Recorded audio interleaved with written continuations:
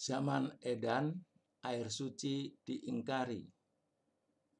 Bapak dan Ibu yang kami hormati, Assalamualaikum warahmatullahi wabarakatuh. Lihatlah apa yang dikatakan dan jangan melihat siapa yang mengatakan. Ini artinya yang saya katakan ini kalam Allah, perkataan Allah, atau firman Allah SWT. Tetapi jangan melihat saya yang mengatakan. Apa yang saya sampaikan ini sudah yang ke-342 video selama 6 tahun ini. Karena saya wajib kebenaran ini saya sampaikan berdasarkan surat Al-Baqarah ayat 42. Dan janganlah kamu campur adukkan yang hak dengan yang batil. Dan janganlah kamu sembunyikan yang hak itu sedang kamu mengetahui. Al-Baqarah ayat 42. Kebenaran itu datangnya dari Tuhanmu, karena itu janganlah kamu termasuk orang-orang yang ragu-ragu terhadap kebenaran Allah tersebut. Ali Imran ayat 60. Sebaliknya, kebatilan itu datangnya dari setan, musuh Allah dan musuh hamba Allah yang beriman. Makanya Allah melarang kita untuk mengikuti setan, karena sesungguhnya setan itu musuhmu yang nyata, kata Allah SWT dalam surat Al-Baqarah ayat 208. Nah, ini bukti saya sudah sampaikan dari tahun 2015, seminar nasional di Kupang. Kemudian seminar nasional juga ini di UGM tahun 2018. Ini di Palembang, di Unsri tahun 2019. Semuanya ini untuk menyampaikan kebenaran inisiatif pribadi saya sendiri, bukan tugas pemerintah. Ini firman Allah SWT dalam surat Ar-Ra'd ayat 17 tentang kelola hujan yang benar dan yang batil. Allah telah menurunkan air hujan dari langit, maka mengalirlah air di lembah-lembah menurut ukurannya. Maka arus itu membawa buih yang mengambang, dan dari apa logam yang mereka lebur dalam api untuk membuat perhiasan atau alat-alat. Ada pula buihnya, seperti buih arus itu. Demikianlah Allah membuat perumpamaan bagi yang benar dan yang batil. Adapun buih itu akan hilang sebagai sesuatu yang tak ada harganya. Adapun yang memberi manfaat kepada manusia, maka ia tetap di bumi. Demikianlah Allah membuat perumpamaan.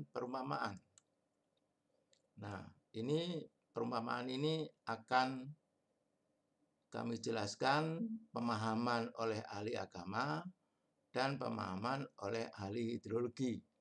Saya sendiri. Tadi firmannya, adapun buih itu akan hilang sebagai sesuatu yang tak ada harganya. Ini yang batil. Nah, seperti ini kejadiannya. Tadi firmannya, ini ciptaannya. Kalau hujan turun ke bukit, ada buih yang mengambang. Nah, ini akan hilang. Sesungguhnya yang batil itu adalah sesuatu yang pasti lenyap. Al-Isra ayat 81. Nah, ini perkataan Allah, petunjuk Allah.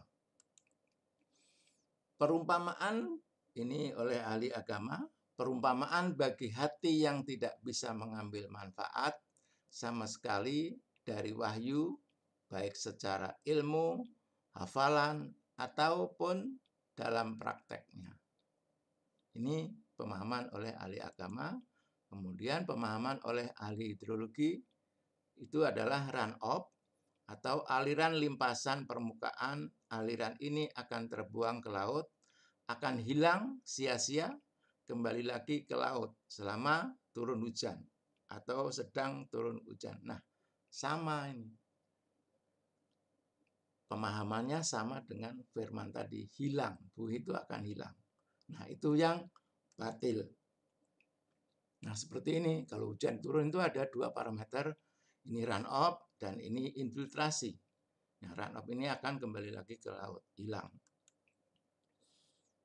Adapun yang memberi manfaat kepada manusia, maka ia tetap di bumi. Nah, ini yang benar.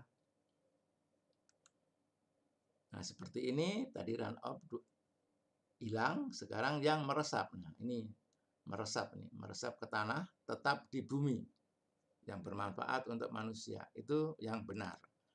Ini pemahaman oleh ahli agama, perumpamaan bagi hati yang bisa memahami wahyu Allah Azza wa Jalla dan merealisasikannya dalam kehidupan. Nah, ini udah paham dan diimplementasikan di dalam kehidupan ilmu Allah.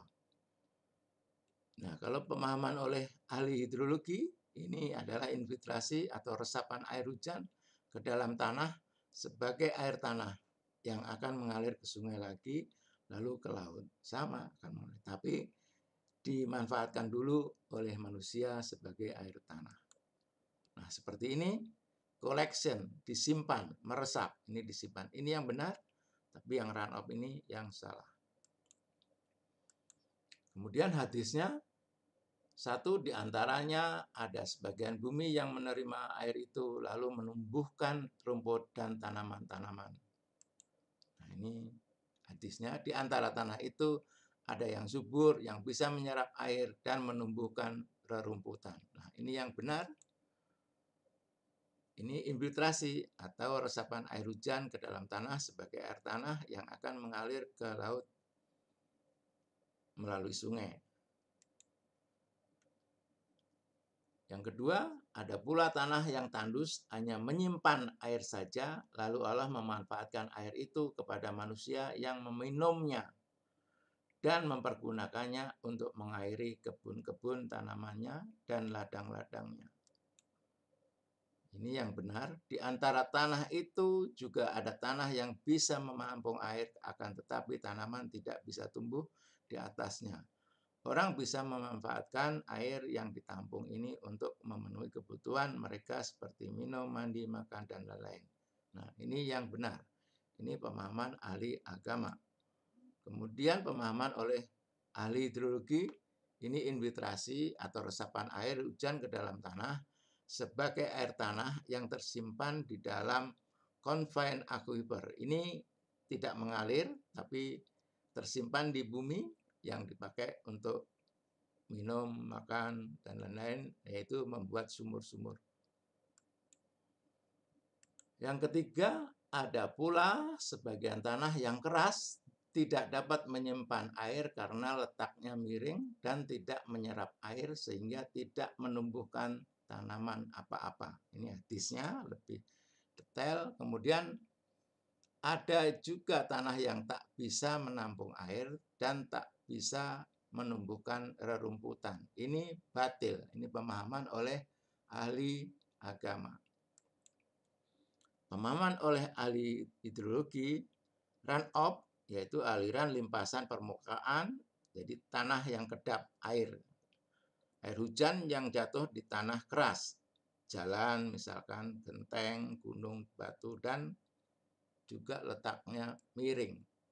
Nah, seperti ini, jalan letaknya miring, tanahnya keras, ini akan terbuang kembali ke laut, hilang ke saluran drainase, drainase ke sungai, sungai ke laut. Nah, ini genteng juga sama, akan hilang.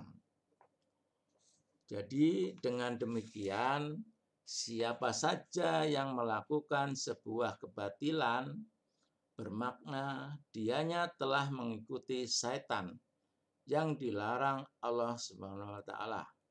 Dan siapa saja yang melaksanakan sebuah kebenaran, maka sesungguhnya ia telah mengikuti Allah Subhanahu wa taala. Maka ini peringatan dari Allah, maka terangkanlah kepadaku tentang air yang kamu minum. Kamukah yang menurunkannya atau kamikah yang menurunkannya? Ini pertanyaan Allah. Kalau kami kehendaki, niscaya kami jadikan dia asin.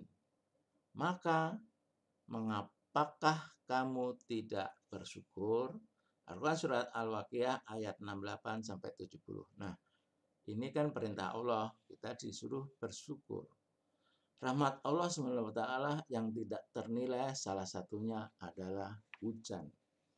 Air yang begitu suci tersebut juga sebagai bukti keagungan Allah SWT yang menciptakan hujan dengan proses begitu ajaib. Dialah yang meniupkan angin sebagai pembawa kabar gembira dekat sebelum kedatangan rahmatnya, yaitu hujan. Dan kami turunkan dari langit air yang amat bersih. Nah, amat bersih berarti suci. Oleh sebab itu, kita sebagai orang yang beriman wajib bersyukur atas karunia yang diberikan Allah SWT berupa hujan tersebut. Marilah air hujan yang selama ini 75 tahun di Indonesia selalu dibuang bagi ibu-ibu dan bapak-bapak, marilah kita simpan air yang turun ke atap rumah kita. Kita syukuri, karena kalau kita ingkari, kita buang, itu adalah mengikuti syaitan. Ini menurut Allah. Itulah informasi dari saya. Billahi taufik wal hidayah. Wassalamualaikum warahmatullahi wabarakatuh.